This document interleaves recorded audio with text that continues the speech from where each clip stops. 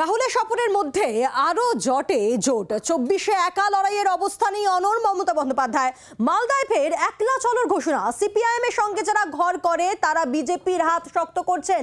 আগে বাম সঙ্গ ছাড়ুন, সাফ বার্তা কংগ্রেসকে। কথা বলবো, টেলিফোনে রয়েছেন প্রতিনিধি সুতপা সেন রয়েছেন আমাদের সঙ্গে। সুতপা, আজ আরো একবার একলা চলর বার্তা এবং একই সঙ্গে কংগ্রেসকেও বার্তা দিয়েছেন মমতা বন্দ্যোপাধ্যায়। বাম সঙ্গ ছাড়ার কথা বলেন তিনি। একদমই তাই। দেখো, একলা চলর কথা তিনি তো কয়েকদিন আগেই বলেছিলেন এবং প্রত্যেকটা মিটিং থেকেই আমরা দেখছি যে সেই বার্তা দিচ্ছেন, কিন্তু কেন তিনি কংগ্রেসের সাথে নেই আজ তা পরিষ্কার করে দিলেন। এবং সেখানে তিনি বললেন সিপিএম অনেক অত্যাচার করেছে, সিপিএম এর হাত যারা ধরবে, সিপিএম এর সাথে যারা ঘর করবে তাদের সাথে আমরা নেই।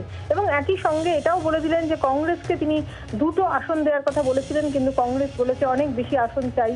কাজেই কংগ্রেসের সেই ক্ষমতা নেই এ রাজ্যে, তার ফলে 2টো বেশি আসন তারা যেহেতু নিতে রাজি নয়, তাই তিনি তাদের সাথে নেই। অর্থাৎ 2টো কারণে যে তিনি কংগ্রেসের সাথে নেই তা পরিষ্কার করে দিলেন। এক হচ্ছে যে আসন আরো বেশি চাইছে কংগ্রেস, 2 হচ্ছে সব থেকে বড় যে বিষয়টা সেটা হচ্ছে যে সিপিএম এর হাত ধরেছে কংগ্রেস। এবং সেখানেই তার বক্তব্য হচ্ছে যে যারা সিপিএম এর হাত ধরেছে তাদের সাথে আমরা নেই, সিপিএম অনেক অত্যাচার করেছে এবং সেই কারণে সিপিএম এর সঙ্গে যারা আছে তাদের সঙ্গে নেই। সুতপার সঙ্গে থাকো। মমতা বন্দ্যোপাধ্যায় তিনি আজ ঠিক কি বলেন শুনবো।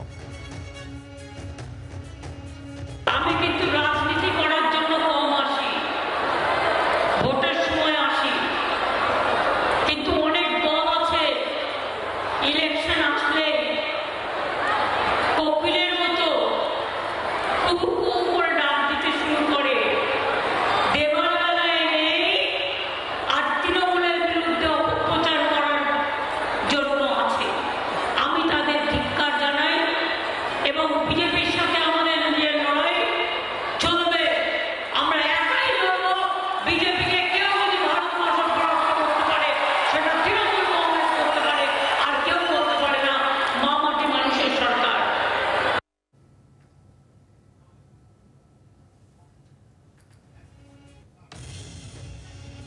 দুটো সিটে কংগ্রেস এমপিরা জিতেছে, বারবার জিতেছে।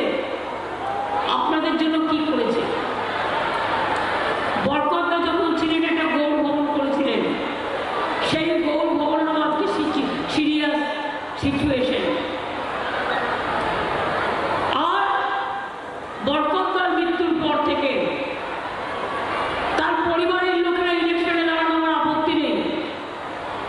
তৃণমূল কংগ্রেসও লড়বে, ওরা সিপিএম এর সাথে লড়বে। বিজেপির হাত শক্তিশালী করার জন্য আমরা বিজেপিকে টাইম দিতে গেলে পলিটিক্যাল ফাইট আমরাই করতে পারবো, অন্য কেউ করতে পারবে না। একই সঙ্গে কংগ্রেসকেও বার্তা তৃণমূল সুপ্রিমো তথা মুখ্যমন্ত্রী মমতা বন্দ্যোপাধ্যায়ের যে বাম সঙ্গ ত্যাগ করুন। মমতা বন্দ্যোপাধ্যায়ের বক্তব্য শুনুন। আমাকে সিপিএম অনেক মেরেছে, মাথা থেকে পা পর্যন্ত ফাটিয়ে দিয়েছে। তা সত্ত্বেও মনে রাখবেন, আপনাদের আশীর্বাদে দোয়ায় আমি বেঁচে আছি। সেই সিপিএমকে আমি কোনোদিন ক্ষমা করব না। আর সিপিএম এর সাথে যারা ঘর করে, ওরা বিজেপির সাথে ঘর করে, আমি ওদের ক্ষমা করি না।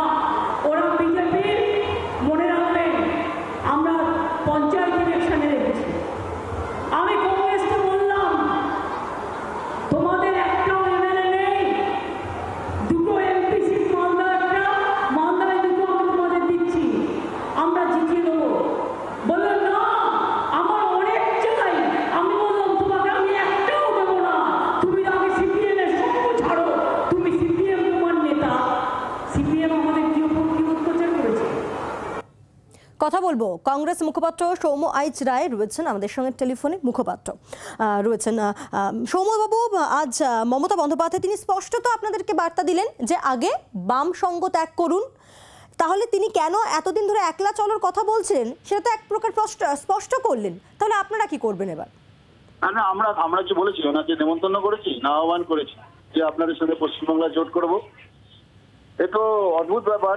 পশ্চিমবাংলায় আমরা কোনো নেতা কি কখনো বলেছে তৃণমূলের সাথে কোথাও জোট করবো? উনি একবারই বলছেন। আমরা তো চাই না আমাদের এখানে পশ্চিমবাংলায় জোট হোক, এটা আমরা পরিষ্কার রাহুল গান্ধীকে বলেছি। কিন্তু প্রশ্নটা অন্য জায়গায়। প্রশ্নটা হচ্ছে ওনাকে ঠিক করতে হবে বিজেপির বিরুদ্ধে আন্দোলনে থাকবেন কি থাকবেন না। সারা ভারতবর্ষে বিজেপির বিরুদ্ধে ন্যায় যাত্রা হচ্ছে, আসামে রুখছে আমরা জানি, কিন্তু পশ্চিমবঙ্গে দেখুন রাহুল গান্ধী গাড়ির কাঁচ ভাঙা থেকে শুরু করে আজকে পশ্চিমবঙ্গে ডে 1 থেকে তাকে বাধা দেওয়ার চেষ্টা করা হচ্ছে। পোস্টার ছেঁড়া, ব্যানার ছেঁড়া, হোর্ডিং ছেঁড়া, বাসস্থান না দেওয়া, খাওয়ার জায়গা না দেওয়া। তার মানে ভয় পেয়েছে, ঝুলি থেকে বেড়াল বেরিয়ে পড়েছে যে ট্যাসিড অ্যালায়েন্স করেন দাদাদের সাথে, দাদারা বলেছেন বোধহয়, তাই ভয় পেয়েছেন, আটকানোর চেষ্টা করছেন। এখন ঝুলি থেকে বেড়াল বেরিয়ে পড়ছে, মুখোশ খুলে পড়ছে। বাংলার মানুষ দেখুক। বাংলার আওয়াজ, বাঙালির আবেগ, জি 24 ঘন্টা।